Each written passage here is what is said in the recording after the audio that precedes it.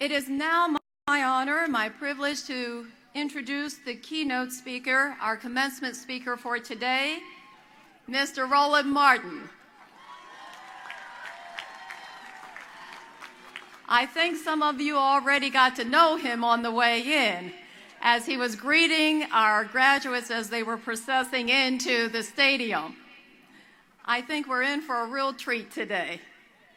Ladies and gentlemen, we are very privileged today to be able to hear from Mr. Roland Martin, host and managing editor of #Roland Martin Unfiltered, acclaimed journalists, influencers from multiple U.S. presidents to the top athletes and entertainers in Hollywood. He is currently the host and managing editor of the #Roland Martin Unfiltered. I'm here, Doc. The first daily online show in history focused on news and analysis of politics, entertainment and sports, and culture from an explicitly African-American perspective.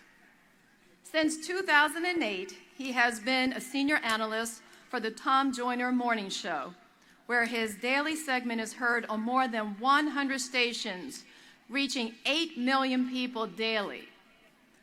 Mr. Martin spent 6 years as a CNN contributor, appearing on numerous shows, earning accolades near and far for his no-holds-barred honesty, conviction, and perspective on various issues.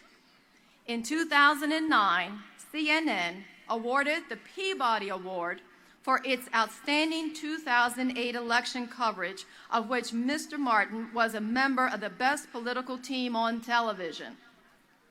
He is the author of 3 books, including the first, President Barack Obama's Road to the White House, as originally reported by Roland S. Martin. And he has contributed to several other books. He is a 4-time NAACP Image Award winner, including being named Best Host for the last 2 years. He has been named 4 times by Ebony magazine as one of the 150 most influential African Americans and has been named several times to the Root 100, its annual list of influential African Americans. When Jet magazine readers voted in 2012 for Who is King of the Hill, in terms of who they turned to on issues of African American concerns, Mr. Martin came out on top. He has always been named the country's #1 black pundit by News1.com and one of the top 50 political pundits by the Daily Telegraph in the United Kingdom. In his career, Mr. Martin has been showered with more than 30 awards for journalistic excellence, including being named the Journalist of the Year 2013 by the National Association of Black Journalists, NABJ, for his extensive focus on voter suppression and other issues of concern to African Americans during the 2012 elections. He was also awarded the NABJ President's Award for his work in multimedia platforms and was inducted into the Texas A&M University Journalism Hall of Honor. Martin is a life member of NABJ and Alpha Phi Alpha Fraternity, Inc. Oh, six!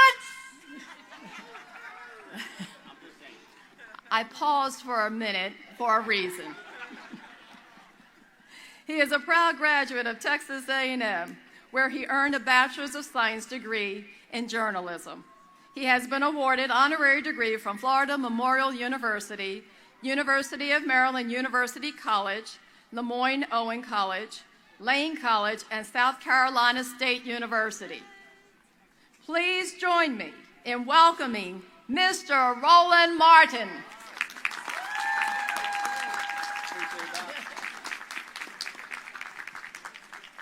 All right, how we doing?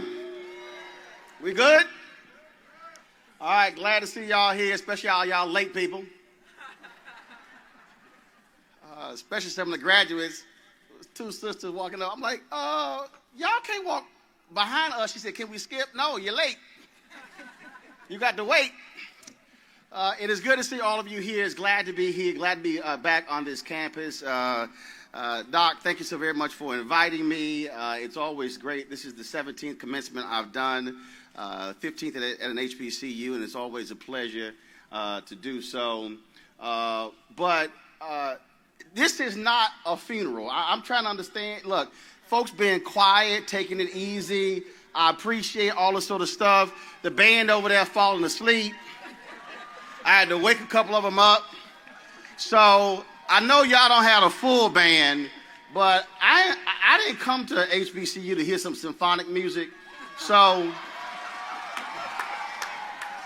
before I speak, I need y'all to play something to wake this crowd up, because this is a damn graduation. This is a celebration. This is not a funeral. It's not a wake. This ain't the repast. So I need y'all at least 90 seconds. Come on, because y'all over there asleep.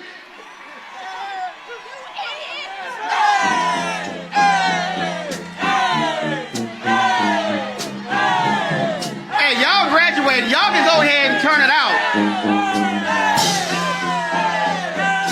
Oh, not a band to wait.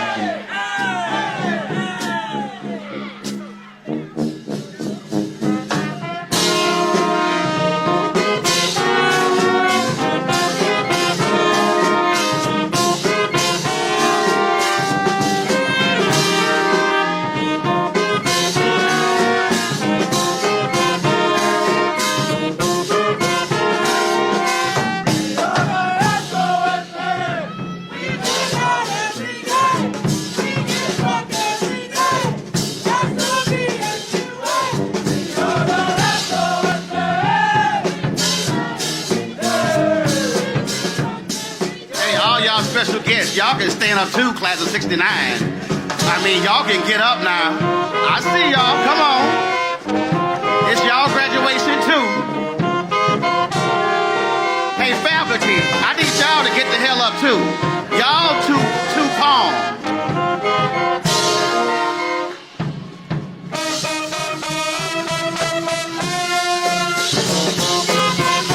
All y'all family, y'all paid to get here. Y'all need to be standing up too.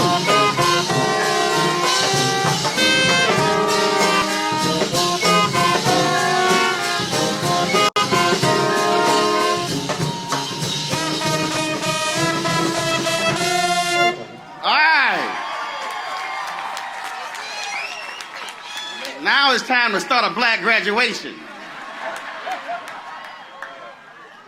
Because if y'all continued, I was going to take my phone to the doggone DJ and like, you got to put on Before I Let Go or something. So now y'all got graduation back on campus. Again, I was in a symphonic band. That's cute, but that's fine. But next time I had a choir come out here and sing a doggone black gospel song. They let y'all off the hook only singing one verse and lift every voice and sing. Now brother can talk. But before I do this here, we are at a, let me pull this up. We are at a black school. Let me find this here. Is Aaliyah McCants here? She graduated. Aaliyah McCants. Aaliyah McCants, you graduating. Stand up. Stand up, Aaliyah McCants. Is Aaliyah here? Leah, is that her? She standing up? All right, Leah. Your aunt, Taylor Thomas, said she had to work. She couldn't be here. So she sent me a text. She said, you graduate with a degree in social work with honors. Y'all know black people will ask for a shout out. So tell your aunt, she's like, my niece graduated. All right, fine, I'll shout your niece out. So anybody else got my cell phone, don't be texting me. That's the last shout out we're going to do for the rest of the day. Last one, the class 69, congratulations. My advice next time, don't have an Omega up here talking trash to me before I talk. Because I'm going to call that little youth group out. See, I told you I was going to talk about you. Again, glad to see all of you here. It is a great day. This tassel's getting on my nerves, so we're going to just stop that right now. Can you keep up? You trying to figure out, I don't know how we invited this crazy black man. He lost his mind. I don't know what he doing. He need to go ahead and hurry with this doggone speech so we can hand his degrees out. You keeping up. All right, just checking. All right, let's get this thing started. Anytime you are speaking in front of this many black people, you have to tag your text. Now, the person next to you has no idea what tag your text means. That must mean they're one of these new generation Negroes who don't go to church. So hit them on the elbow and say, tag your text means, this is the title of what he's about to talk about. So just in case a lot of y'all forget this day, and trust me, I have no idea who spoke at my graduation. I don't know who the person was, what they said. But I guarantee you, y'all ain't going to forget me. Title of this is called, It's Your Time Now. So turn to the person to your left and say, it's your time now. All right, turn to your right, the other right. All right, turn to the person behind you and say, and point to him, it's your time now. Now I want you to talk to yourself, say it, me, it's your time now.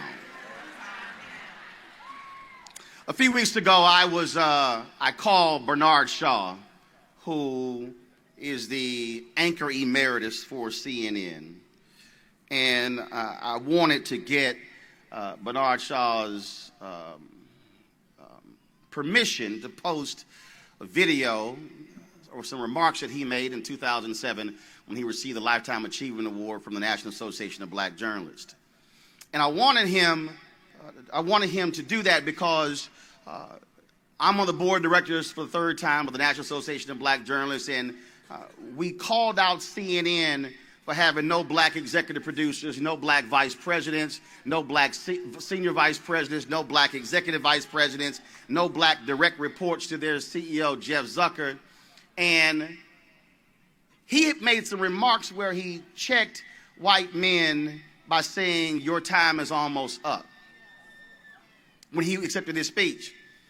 And when I called him, Bernard said, Roland, every generation of black people, every generation has had to fight for what was right and to create change. It's your time now.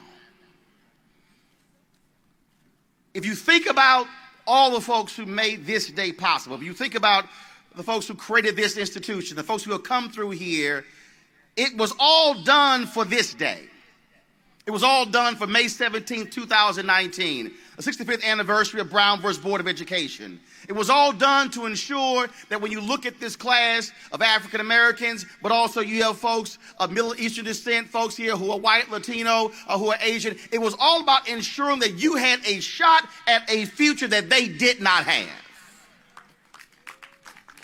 In fact, there are some people who are in the stands today who are here to celebrate you, who wish there was a day when they could have sat on a field in a cap and gown and be able to move the tassel, but because of circumstances and finances, they were unable to do so. But they said, but one thing is clear, you will walk across that stage, you will get that degree, no matter what it costs. And I say that because there are a whole lot of us who somehow think that we got here all by ourselves, when in reality there were folks who we don't even know, who go back multiple generations, who were doing what was necessary to ensure this day would be possible. Which means that every single one of us, no matter what our background is, no matter where we're from, we owe it to the next generation and the following generation and the following generation to ensure that 30 and 40, 50 years from now, you're able to come back and celebrate your 50th graduation, and the institution is still here, still thriving, still educating, which means you cannot walk off this campus today for the last time and say Bowie State, because you owe this university, you owe this state something more than just lip service. The next time folks here should not see you at homecoming celebrating football but not cutting a check to pay for academics.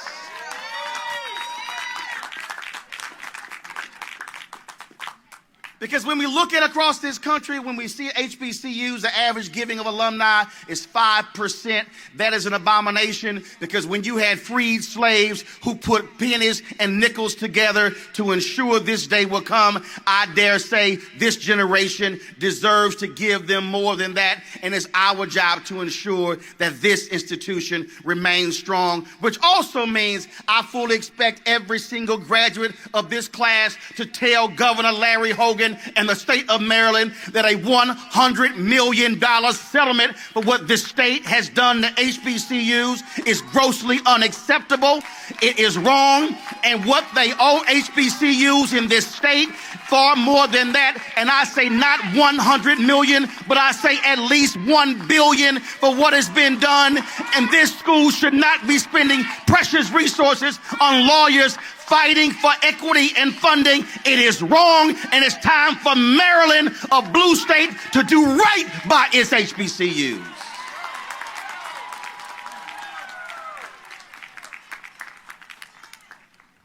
See, it's your time now to step up and assume your rightful place in leadership. Because what you do today affects what happens 24 years from now when America becomes a nation that is majority people of color. And the reason you are seeing what is happening in this country now with all these crazy folks with their red hats is because they are afraid of the future. In fact, they don't want to see a class that looks like this, where you have folks who are black and who are white and who are Muslim and who are Latino and who are Asian coming together, because there is fear of people of color taking leadership. 24 years from now, you will be in your mid-40s, and you will be in corporations, you will be in academia, and you will be in all these positions, and you will be the ones who will be in charge. And it's important for you to understand that you have been positioned at the right time in history for this moment. You are graduating in 2019, the year of return. It was 400 years ago when 20-odd Africans arrived in Virginia in 1619. And over this period, what we saw was 243 years of slavery. We saw the battle for the 13th and 14th and 15th Amendment, the Reconstruction Amendments. We saw, of course, the Great Compromise of 1877, which then ushered in Jim Crow, 92 years of slavery without shackles. The reality is, when you look at Emmett Till being killed August 28th, the almost called Montgomery bus boycott beginning December 1st, 1955, you begin to see what took place over the course of 13 years where Jim Crow was brought to his knees. It was because there were young people, there were HBCU students who left college campuses, who were willing to put their lives on the line to ensure there was freedom for their children's children. Many of them never saw the day. Many of them went to jails in Mississippi and Alabama. Some of them were beaten to a pulp. There was one story of one sister who was thrown into a prison with men, and she was savagely beaten, and when they took her out, her face was swollen, she was bleeding, and the only thing she could utter was one word: freedom. That generation understood that it was their time. That generation understood that their mothers and fathers and grandfathers had done all they can, and they understood that they could not stand pat and allow America to be the same country it was then. They understood that they had to step up and not make it about themselves. This is not about a new pair of Louboutins. It's not about what car you drive, a house you have. It's about whether or not you create a different world for your children's children. So what you do from this day forward is about lineage. It's about history. You can change your bloodlines based upon what you're about to do walking across this stage with that degree, which means that your children's children will think back and reflect, thank God I had a grandmother and a grandfather who had the audacity to think big and was willing to fight for what's right.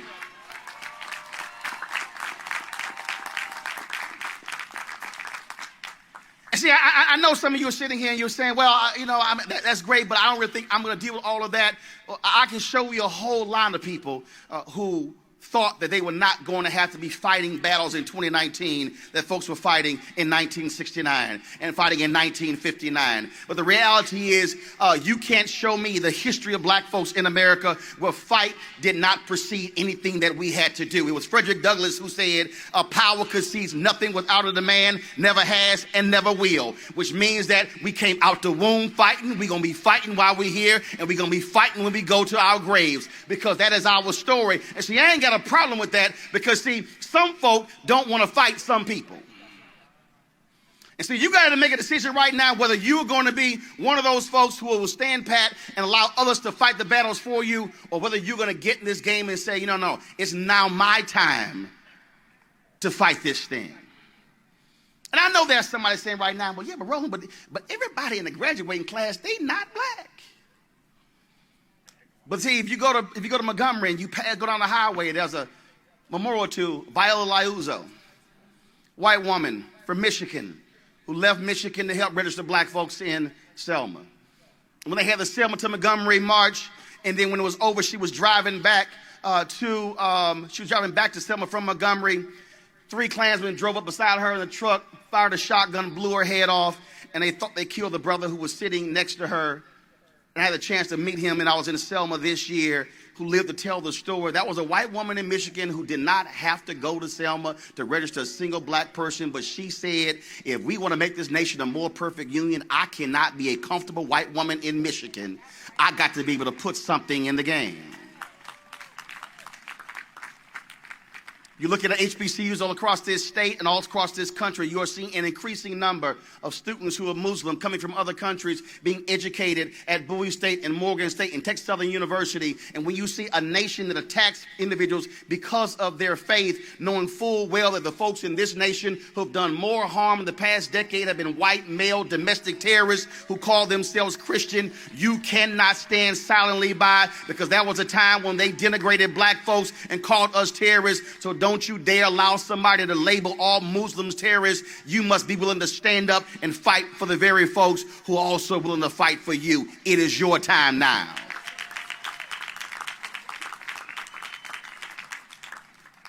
Even though it's 2019, even though we have the appearance of equality, even though you have a sister who is the president of your university, you cannot be silent, men, when black women and other women are getting paid far less than other men and white men. You cannot stand silent when we see injustice. We can't stand silent when we see men disrespecting women in the workplace. It is your time now to say we will break generational curses and not be like those who came before us. The challenge for every generation is to say, how are we going to be a difference maker when it comes to the next generation and the next generation, to ensure there is going to be change, which means you must accept the mantle of responsibility to be a change agent. See, I understood it wasn't going to be popular when I chose to go after folks in media who refused to hire black folks in management. But I said I was not going to wait till I was 70 and 80 and accept the Lifetime Achievement Award or write it in a book to talk about what I went through. I said, no, when we are in the middle of the battle, I'm going to call some folks out. You know, and I understand there's some people in media, and they made it clear, no, we're not going to put him on our network because, see, he's one of those. And, yeah, you're right. I'm one of those. Because, see, I called out CNN while I was working there. I call them out when I'm not working there because I cannot stand silently by as somebody who went to a school of communications when I was in high school, chose to do this at the age of 14, knowing full well that if I don't use the power of my voice today at the age of 50, then I'm going to make it easy for somebody coming behind me who to be an executive producer or a VP or an EP or a CEO, because the day of white men running America is over. It is your time now to use your power and your voice to change this country for the better. The only way we've been able to change anything in America is when we have been able to look folks in the eye and say we are willing to stand up to you, to fight, and then if you think we're going to run away, no, we're going to go take a break, take a rest, and come back and get on this front line. And I know some of y'all are saying, but I got to focus, really on my job. I got to focus because I got this degree. Well, you know what? The mother of Carolyn Hunter said the exact same thing in 1970. Carolyn Hunter was a 26-year-old sister, graduated, chemistry degree. She went to work for Polaroid. And while working for Polaroid, there was a guy named Ken Williams who walked into the lobby of Polaroid one day, and he saw these things called passbooks in the lobby. And he looked at it and he said, wait a minute, we're selling those things in South Africa. As he began to investigate, if you were black South African, you had to walk around with your papers. And it was a passbook that Polaroid created. Ken Williams began to say, well, no, I can't work at a company that is supporting the apartheid regime in South Africa. And then Ken began to protest, and Carolyn Hunter, who worked there, she then began joining him, and the Polaroid Revolutionary Workers was created. I see some of y'all looking at me right now saying, I ain't never heard of Ken Williams or Carolyn Hunter or the Polaroid Revolutionary Workers, but you have heard of the divestment movement that took place in apartheid. That did not start in the 1980s. It did not start on the campus of Harvard. It did not start with Fortune 500 companies. It started at Polaroid when two black folks said Polaroid should not be used selling these passbooks to the racist regime in South Africa, and they put it on the line. Were fired from Polaroid, were ostracized. The reason the Congressional Black Caucus stood up over the issue of apartheid because it was Ken Williams and Carolyn Hunter who met with them in D.C. When Nelson Mandela died, I interviewed Ron Dellums, the late Ron Dellums. He told me the story. They were not even aware of that. And the divestment of movement of apartheid started because Ken Williams and Carolyn Hunter chose to lead a revolution that took place over a period of 20 years. And that's how the divestment movement in South Africa took place. And that's how apartheid was brought to its knees, because a 26-year-old recent college graduate, her mama told her, baby, you just graduated. You got you a good job. You need to stay quiet and keep working. And she said, Mama, I can't work at a company that's suppressing my people around the globe.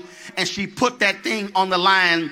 And the reason I even heard about the story was when I was on Martha's Vineyard, had a book signing, and I was actually staying at somebody's house there. And then it was a few months later, I'm in New York at 2 o'clock in the morning watching a documentary, and I'm looking at it going, is that the black woman's house I was staying at on Martha's Vineyard?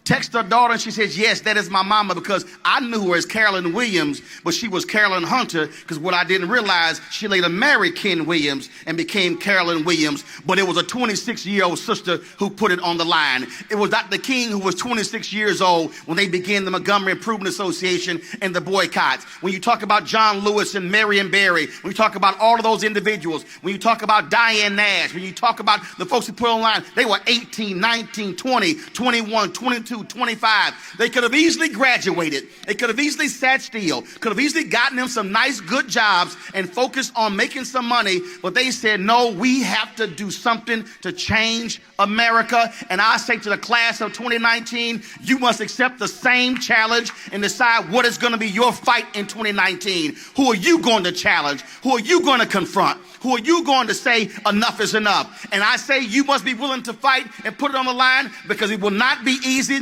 It will not be simple. It will not be something that folks will take lightly. You must look folks in the eye and say, do understand, I went to Bowie State. I struggled. I fought through. You are facing somebody who is used to fight, who is used to struggle. And if you think I'm going to give up, you got another thing coming. And if then they look at you and say, well, then we going to fight you harder. You say you can fight me as hard as you want to, but I'm not going away. I will not look down, because it's my time now. And like my frat brother Vertner Woodson Tandy said, we will fight until hell freezes over, and then we will fight on the ice.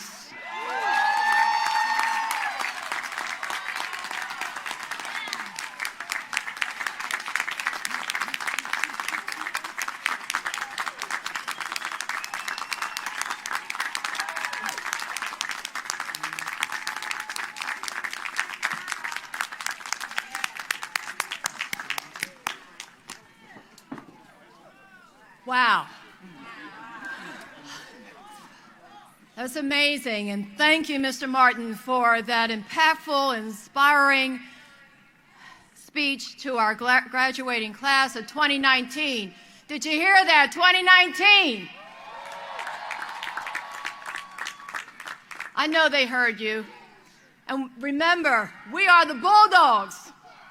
And Bulldogs, they know how to get it done. And they heard you loud and clear. Thank you for that charge. Thank you for those inspiring remarks. You have your message, graduating class. Take it with you on your journey ahead. Remember this commencement speaker. I have no doubt you're going to remember this commencement speaker. Please give Mr. Martin another round of applause.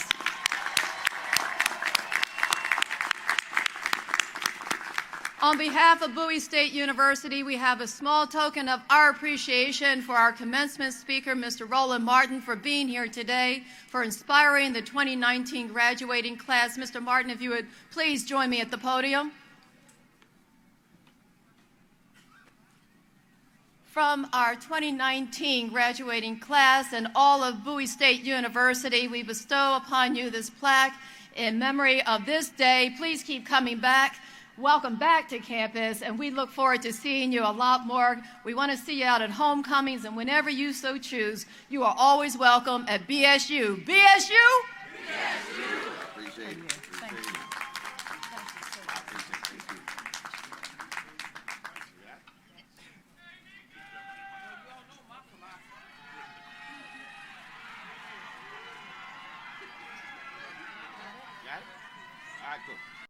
You want to support Roland Martin Unfiltered? Be sure to join our Bring the Funk fan club. Every dollar that you give to us supports our daily digital show. There's only one daily digital show out here that keeps it black and keep it real as Roland Martin Unfiltered. Support the Roland Martin Unfiltered daily digital show by going to RolandMartinUnfiltered.com. Our goal is to get 20,000 of our fans contributing $50 each for the whole year. You can make this possible. RolandMartinUnfiltered.com.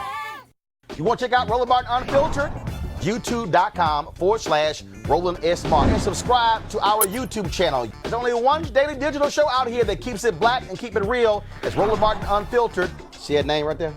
Roland Martin Unfiltered. Like, share, and subscribe to our YouTube channel. That's YouTube.com/Roland S. Martin. And don't forget to turn on your notifications so when we go live, you'll know it. Hey fam, want to check out Roland Martin Unfiltered? The blackest show on all of digital, cable, and broadcast. Check out our audio podcast. There's only one daily digital show out here that keeps it black and keep it real. It's Roland Martin Unfiltered. Press play.